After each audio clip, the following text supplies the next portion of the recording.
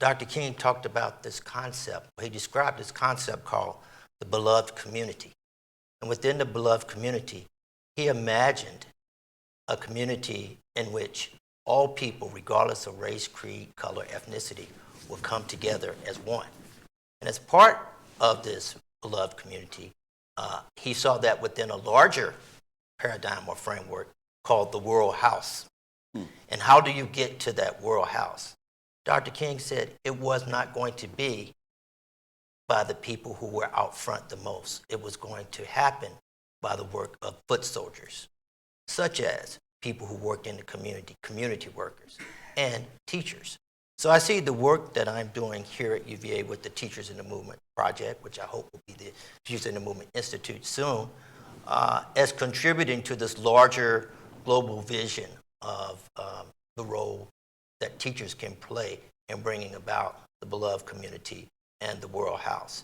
And one of the challenges I have when I reach out to some of these teachers and I call them and say, hey, can I come down and talk to you about the work that you did in the community in the 50s and 60s? Because some of these people are over 100 years old. And they'll say, why would you want to interview me? I didn't do anything. I was just teaching. No, I wasn't an activist. I was just doing what I thought was right. I was teaching these kids. And I said, let me come talk to you anyway.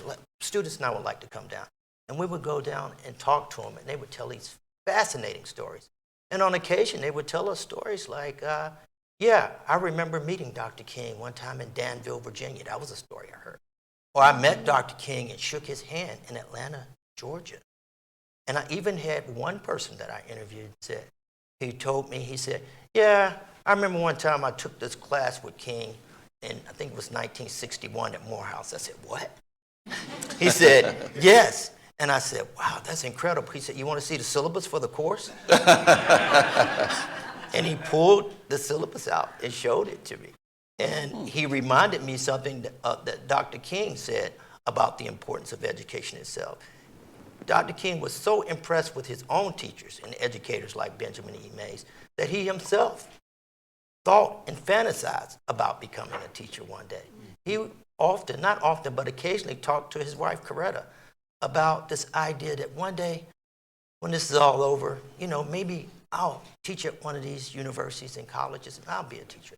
But we all know that that was not it. But I like to think that the teachers that I am interviewing are fulfilling Dr. King's desire in their work as teachers.